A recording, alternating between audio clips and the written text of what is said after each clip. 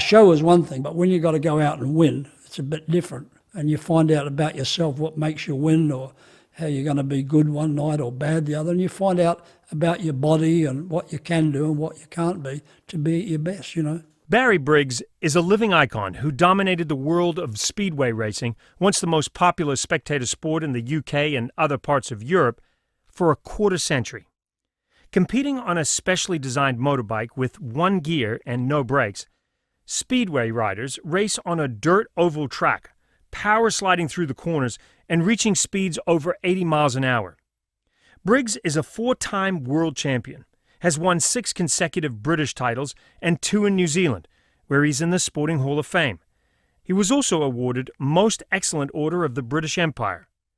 At 84 years old, Barry still rides a motorbike and only a few years ago participated in what many consider to be the deadliest race in the world, the Isle of Man. Despite all his achievements, Barry Briggs is incredibly humble. I learned this when Briggo, as he's affectionately known, sat down to talk with me about his years in this crazy sport and why he feels like he's the luckiest bugger in the world, not just for having survived all the near-death crashes, but to be doing something he really loves for so long. You don't want to just be thought of as a speedway racer, which you were so successful at, but more you want to be remembered, and the thing that really interests you the most is more the mindset, right? Well, I spent 30 years doing what I'm supposed to do. Can you come and do this? Can you do this? Can you do it? Yeah, and that was part of my life, and I got paid for it. But then I come to the stage, right, I'm old enough now. I want the last part of my life at my rules. To do whatever you want to do. Yeah, if I want to go riding, people would say, you can't go riding because you're 80-something years old in the mountains by yourself. If I die by my own hand, I'm quite happy with that. I want to enjoy my life, what I want to do now. You were saying, too, that some people, now you're riding for pleasure, right? But back in the day, you had to ride because you had to put food on the table. I mean, it was like if you didn't win, you didn't get paid. Yeah, that's exactly. It was, and it's sometimes as much as 7 nights a week. And, it's a lot to try to win. I think I've done over 12,000 races. It's a lot of races because you've got to be mentally tuned, and you can step up the blokes, and you get to know who you can trust and who you can't trust, and if you're going to pass him, you've got to make sure you get there quickly because he'll do the wrong thing. I got a finger off, haven't I? That was deliberate. You were known, Barry, for being the guy who went into the first corner very, very fast. I watched a bunch of races on YouTube of you, and you out of the gate, you wanted to get into that corner before everybody. You weren't scared of that first corner. No, you've got to rely completely on your judgment, and if you're any good, you know how good your judgment is. And if I had it again, I'd be just concentrate on being a starter because my boys started, and Tony was really good until he got paralysed, but he didn't start. He was a fantastic rider, but if you don't start, you don't get what you should do. And when you say start, go from the starting gate to the first corner fast. Yeah. And there's a Kiwi boy, Ivan Major. He made a career out of it. He knew who the referees were that was starting it, and if you just move a little bit, you get a little bit of a roll, and it's worth half a length. And it's like anything. If you're professionals, you find the best way of doing it. You were known for your aggression, and I was reading where you borrowed someone's motorbike once, and they said you riding their motorbike in one race was like them riding a motorbike for 5 races. Yeah, this is Ivan. Ivan used to loan me the bike, but I was hard on it because that was the way I learned, because I wasn't a very good starter, so I had to hustle to get points. Yeah. How is somebody hot on a motorbike? How would he know that you were so hot on the motorbike? Well, you never shut the throttle. You kind of ride it just about full throttle all the time, Right on the edge. Because speedway's all about spin. When you're going around the corner sideways, it's done by spin. Yeah. And once the spin goes out, the bike will just go straight. But the spin is what makes you turn the corners. So Barry, I didn't really know that much about speedways till I started researching what the sport was really all about. I've certainly seen pictures of it in its heyday, which was when? The 30s and that, it was very, very popular, and there was loads of tracks, and that was in the wartime, And they always got big crowds, you know, the 20, 30,000 people. It was a spectator sport because you have one race and it's over in about a minute, and if it's a bad one, you go, oh, God, they're not worth paying the money. But then you get three within another 3 minutes that are brilliant. So it's the ideal spectator sport. So speedway, motorbikes, you're in a slide pretty much the entire time. No, not really. It No? might look like it, but yeah. You know, No? you slide around the corners, but, you know, there's an art to, if you keep sliding, you're slow. The longer your wheels are in line with traction, that's how you go faster. So lots of times you turn very quickly and get everything in line, and then you're on the way. So give us an idea of what this sport is, because the motorbikes look very different from other motorbikes. Oh, yeah, they're completely different. It's just a frame and wheels, no brakes, just a throttle and a clutch. Clutch to start and a throttle, that's it, nothing else. My biggest plus was that I enjoyed doing it, and that's very important. Where did that come from? Where did the love of the sport come from? Well, I used to hang around the pits at Christchurch when it first started there, and I used to help the boys to do it, and I got involved with it, and then I went to the training school. I had no money, so I'd push everybody and do all the running around for everybody for the day, and then they'd give me 8 laps at the end of it, and that's how I really started, because I didn't have money for a bike or that. But did it make you hungrier? Because I was reading about that. You were saying that you basically had to just do whatever you could do for everybody else just so you could get those laps. Yeah, but it's how big you want it, isn't it? You know, if you want it enough, you'll do it. You know, that some people have everything given to them and they don't get to the top because they haven't been through the rough stuff to start with, you know. And you talked a lot about that mindset, that tough mindset that you got from an early age. Well, the Kiwi, when things go wrong, you still find a way through it. Yeah. You know, you start off badly, you fall ass over tip, or whatever happens, it doesn't finish you for the night. You can dig up to win everything else, you know. And I just think because everybody used to laugh because in Russia and Poland it was all communist and everybody had the best bikes and it was all state sponsored. And how come these boys from Christchurch win so many World Championships? We used to say, oh, it's the water. Just as a joke, because so the Russians and all these people threw all the money at it and they just couldn't do it. And here's a little town like Christchurch, because all the people in Christchurch think if you ride a bike, you go to England, you'll be world champion. It don't quite work like that, and people have never seen England. You know, every world final's got between 80 and 95,000 people. It's a proper sport, you know. And it was a pre-runner of rock and roll, really, because it was all young girls like there is around rock and roll when I went there. You know, well, you did look a bit like a rock star. I didn't mean it that way, but but I'm saying it was kind of because it was exciting, and you know, all the young girls went there, and you know how that when rock and roll started, they all kind of went that, and it was like that. And it was a show, but you know a show is one thing, getting up singing, but when you got to go out and win, it's a bit different. And you find out about yourself, what makes you win, or how you're going to be good one night or bad the other. And you find out about your body and what you can do and what you can't be to be at your best, you know. Do you think it gives you a competitive edge, that modesty, because maybe you're striving for excellence, but you don't... I always was on the back foot that anybody could beat you. Yeah. You know, because it's you, they put in their best that they can do, and they beat you. Yeah. So there's no good blaming your bike or this is wrong or that's wrong. The bloke just produced it and he beat you. And you know, and we also spoke about sporting heroes. You know, sporting is not heroes. It's probably the wrong word. I think a hero is a bloke in a Spitfire with a bloody bloke behind you in a Luftwaffe pilot behind you trying to shoot you down. And you're fighting for your country. That's a hero. I don't get the sporting hero bit. When you look at the number of world champions we've had in motorsport in general, yourself included, what is it? Why New Zealand? Why has New Zealand produced so many great motorsports champions? I don't think it's just motorsport. I think generally it's that they're tough-minded. They don't give in easy. You know, you've got a lot of Americans, especially in our sport, they're tremendous riders, but something goes wrong in their first race, they kind of quit. They don't quit, but they've lost their edge. I think that sparks the Kiwi up. You never beat. And you never beat in anything until you cross the finishing line. Right. You know?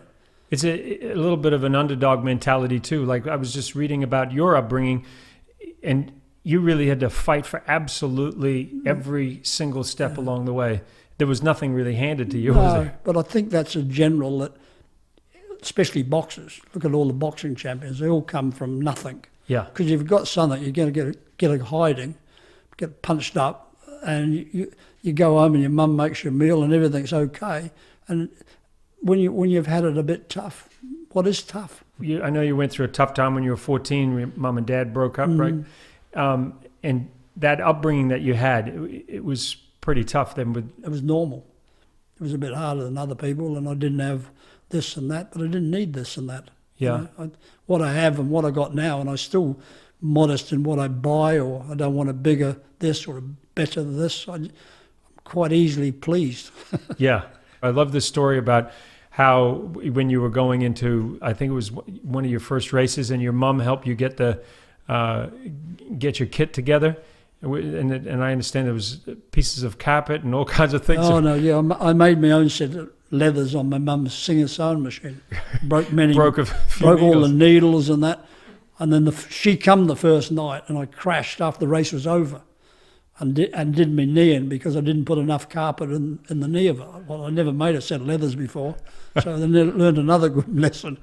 But, you know, and she wasn't happy with me going to England, you know, at 17 years old, but we bought her a watch at Christmas, and my friend told her that it was going to be good, but she never come again and watched me. So is that right? you know. She's 17 years old. In those days, the cheapest way was to go jump on a boat. Yeah, a boat and you end up. I think the boat went through Sydney, didn't it? And then it broke down for a couple of days. Yeah, but that's the way it works. If you got money, and if you ain't got money, you got to walk. So you know. You sold pretty much everything to get that fare to go over there, didn't you? Yeah. Oh, yeah, I worked at the meatworks, and the bloke at the meatworks was really good. He realised what I was doing, and I'd get in at 5 o'clock in the morning and pack kidneys or whatever it took, because I didn't have the money, and I needed the money to get there. So you had that real hunger. Yeah. Well, I just wanted to give it my best go, and I suppose that's all it was. And, you know, it's part of you, isn't it? Whatever I do, I try my best and try not to hurt myself. And, you know, you're in a ridiculous way of making a living because it's dangerous. But the thing is to get through it in the other end and be in one piece. You said you're still out riding your bike. Yeah, I ride my bike probably, if I can, if the weather's decent while I'm here, I can ride 2 days a week up in Saddleback and out at Silverwood Lake. Here in California. 3 or 4 hours up Rocky Hills because it's 6,000 feet. I'm good. Yeah. You know, my judgment's good, but I put a sign on the handlebars, danger, think, because at times you find yourself going far too fast because the bikes are so good. So this trip that you're taking to England when you're 17 years old, you're at sea all those, weeks, and then you figured you were going to go race in a 3rd division Speedway championship round, right? But then when you get there and you're just a kid. When I got there, all of a sudden, I'm in the 1st division, which is way above my ability. But you're stretched, and when you won races, you're winning races against the best riders in the world. You say you were a kid and didn't know anything and all the rest of it, but I mean, that's that modesty coming through. But there were people around you who identified something special about your skill. I was making impression on some of the riders, and that's the ones you've got to impress, not the spectators. Yeah. So, I heard that, and I just about fell over. I thought, well, that's a bit ambitious. But I never thought it, because you hear of people, I woke up in the morning and I dreamed I wanted to be world champion from 2 years old. Well, I kind of laugh. It took me a few years to realise, cool, maybe I could. All right, well, now you've had a bit of time to reflect. You're a pretty good rider. Oh, yeah. I was probably one of the best because I loved it, and most of them didn't love it. I think I had the way of enjoying doing it well, that. And if you saw me at a meeting, you wouldn't want to talk to me because I was a miserable jerk, because you've got to concentrate. You get one chance, and if you make the wrong move, you can break your arm, leg, whatever. You've got to be serious. And I was very lucky that I married the right girl, and she propped me up. I've just had a real lucky streak, I think. I got two brilliant kids, and the mother, Judy, brought the kids up when I would get in at 2:00 that night, and they'd have to go to school at 8, so she kept the kids quiet, and so I could sleep because I was that night I was back down in Southampton or somewhere, that it was just a constant. And it was all important that you stay focused on what you're doing. And it's hard to do it on long periods to keep doing it, but you couldn't really think, well, I'll take it easy now, because it's not a thing that you can take easy, because that's when you get hurt.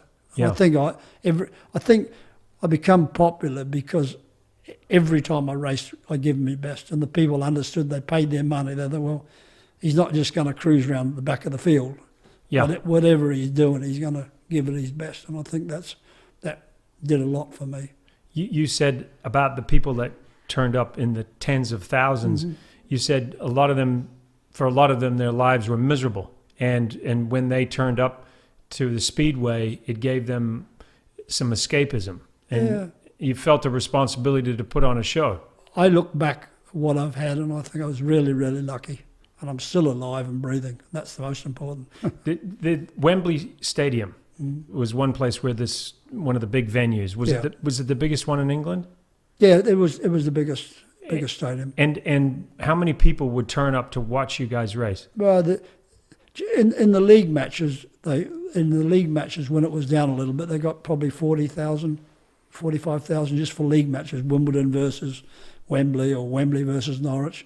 But in the World Championship, they always got around about 85, 95,000.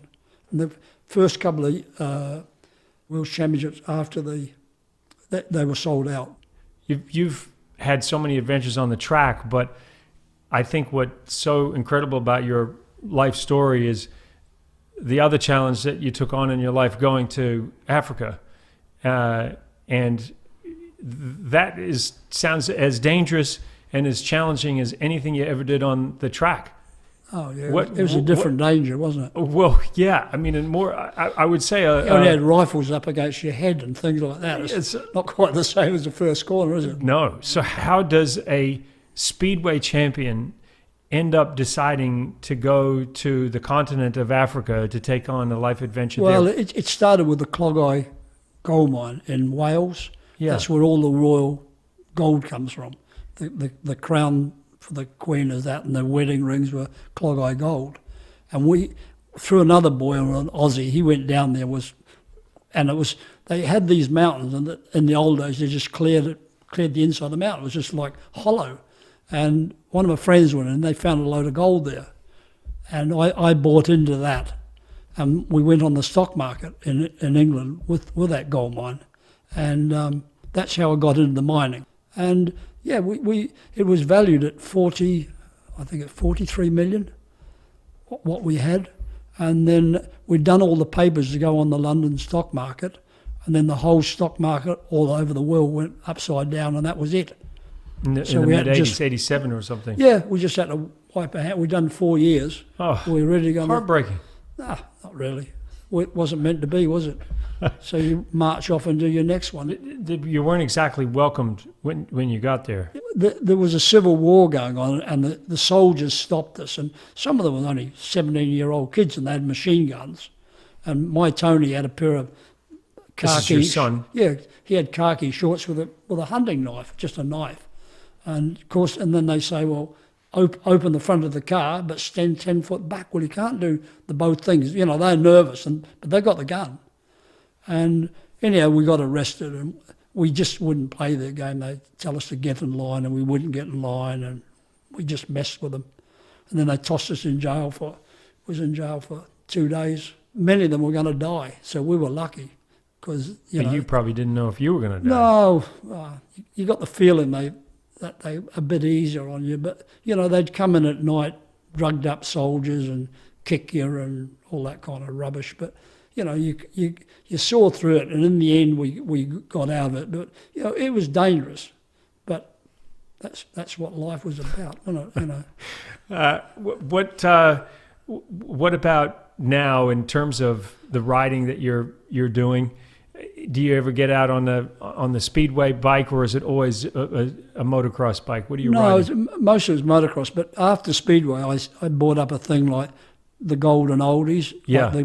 like they'd have in golf, Yeah. the veterans too, and I owned all the bikes because boys go off and they can't afford the bikes, so I owned the bikes and I owned a lot of the leathers, and it was very, very popular because the blokes, you never forget how to do it. It's like swimming. If you can swim, you can always swim. You don't know how you do it, but you do it. And they come back and they were very, very popular, those. And we did that for about 3 years. I think I saw one where in 2015 that you did, and it was really heartfelt to see how many people who had been around when you were in your heyday racing, you know, who came out to see you. We got more people at Coventry than the British Championship got, you know, because they were all big names and they all rode about the same. And the ones that were dodgy when they were young were still dodgy when they were older. So if you didn't trust them when they were young, 100% don't trust them now. I love that you're still so motivated. Yeah, it's motivating because I want to live the best I can up until when I fall off the perch. Yeah. You know? I can't imagine you falling off the perch in a hurry. Yeah. Oh, I think you might be just getting into your prime. There comes a period in life, you're confronted, is this the end? And you're kind of looking, every time you go out, you haven't done it for 3 or 4 days. I wonder if I can still do it. And that's probably the age thing. You think, well, I wonder if I can do it. And it's negative. Yeah. And it's the same with the Indy car. I'd never been 200 mile an hour. And when you're getting 200 mile an hour, your brain's screaming. You're mad. You get killed and everyone's, you know.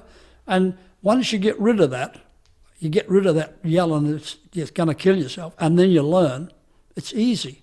And it was the same with the Isle of Man. When I went to Donington Training School to get used to being on the motorbike 130 mile an hour. And then once again, the brain comes in, this is dangerous. Once you get rid of it, and then you learn it, you're okay. So what year did you go and race the Isle of Man? How old were you then? I was 81. I did Indianapolis in the May, and then I went to the Manx Grand Prix in the Isle of Man that same year. Isle of Man, perhaps that was the most dangerous race in the history of races. Yeah, I've done a lot of laps around there on a road bike, and I thought I knew it, but I was on a proper bike and the roads were closed, and they give me money to ride as well, which was ridiculous. I don't know how they let me loose on it. And my leg didn't bend enough to change gear properly. Ooh. And you never had practice on it. You never had, this is the first time on the road. And I've always wanted to do a 100 mile an hour lap, which is pretty quick around the island. But there's a lot of fast stuff. And these bikes will do 140 mile an hour. So if you get it on the straight, you can get your speed up. And I thought for the first time in my life I was going to die. I thought, Barry, if you ain't smart and your ego gets a hold of you, you're going to die. And I thought about it. And then I went off the start. They all start, I think, in twos. And I started and went through the gears, flat out through all the gears to the top of Bray Hill. And Bray Hill is in between lampposts and curbs, and it's dangerous. But if you're any good, you'll go down there flat out. You'll go down fast. I got the top and went back 70 mile an hour. I went down 70 mile an hour, and then 70 mile an hour around Quarterbridge, and started getting a little bit quicker. And then I got out to, I think it was Union Mills, and I thought, bloody hell, the bike feels good now. And then I got into it. But I'd taken 100 mile an hour lap completely out of the window. Right. And it's dangerous because you can see a 100 mile an hour corner, but you've got to know what's round that corner. Is there a sharp left hand or right hand? I know it fairly well, and I thought I did, but I went there early one morning in the car before I rode the bike, and I got up in the mountain. It was foggy. I didn't know where I was, so I didn't know it. In the old days, the blokes could come out of a corner and count 4 and turn right. They knew it so well. And you need 3 or 4 years to learn it, because it's 37 miles of brick walls, and you can't jump off the bike because you're going to die. If you make an inch mistake, you die. There's kind of, it's not me being dramatic. It is dangerous. It's real. And you just got to look in the mirror and go, hey, smarten up. And I put a lot of effort into it. And I had a really good ride in the end. And where I could go quick, I'd always run up to somebody that was slower.